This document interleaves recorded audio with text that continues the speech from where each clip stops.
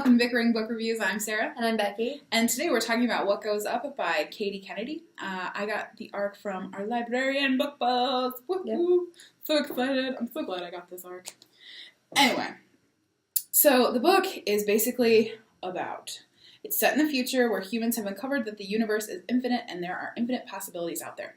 It's totally sciencey. She explains it better than I ever can, and it's totally hard for me to kind of grasp it all. But anyway, that's just me, not her.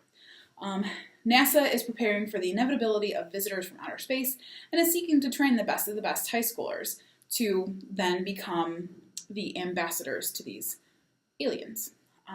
Rosa and Eddie are two of these potential recruits. They must show their abilities in the rigorous testing program to earn the honor of being one of the first ambassadors.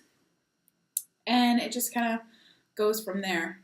I love books with clever characters. I love books with clever characters and clever tests.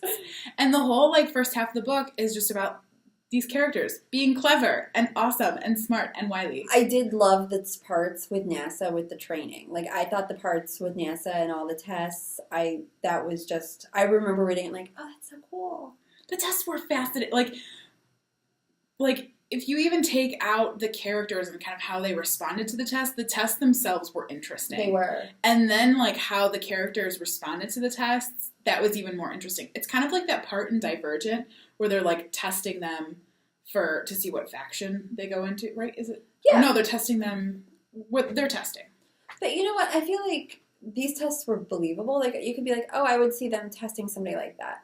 To me, the whole book felt very much like a classic YA book, from the 90s, just the way it was written and the dialogue and everything felt not dated, but how all those books kind of had the same tone.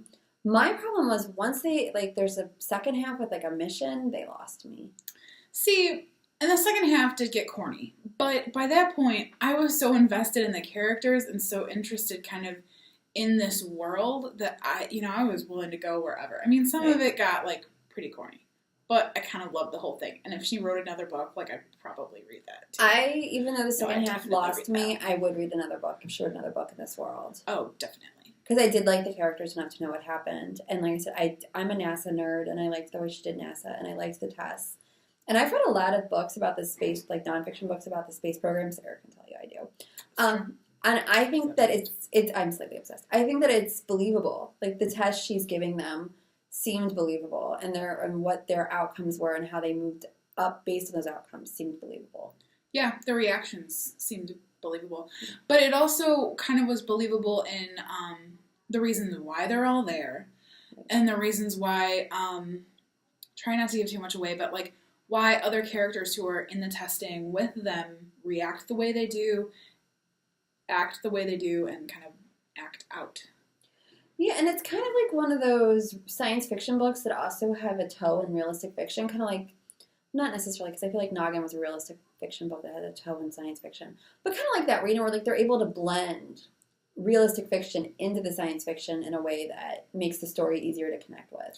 See, and yes, I agree with that, because it felt so, believable. I feel I could see, our world kind of getting to that point, once we scientifically get to that point. But that gets into whole, alien belief theories, and I'm not willing to go there. I do also have to say I love the fact that the smartest person in the camp was a girl, and she was the best driver. Yeah! You don't get that a lot. At no point was Rosa I'm going to sit in the back seat, because girls don't drive. Mm. And I appreciated that. I appreciated that greatly. She definitely did bring in some other kind of unique backgrounds, added a little bit of depth and layers to this, just with kind of where Trevor's character goes, and Red, their commanding officer, so she adds kind of the diversity aspects and different layers to it, so that's good. All right, there's really not much else to say about it. It was totally fluffy. It read really quickly. I had a fun time with it, so I think we're just ready to read it. Yep. Okay, so our rating scale goes from 5 unicorns down to 2 unicorns, and then if it was terrible, it doesn't deserve a horn and therefore is a horse. So, where are you at with this one? So we don't do halves. I want to give it a 3.5. So I'm going to give it a 3 because I loved the first part. The first part was a solid 4 to me, but the mission just lost me. So it's going to be a 3. going with a 4, and I kind of would go with a 4.5 if I could. 4 unicorns. Can't really go with a half of a unicorn. That would just be weird.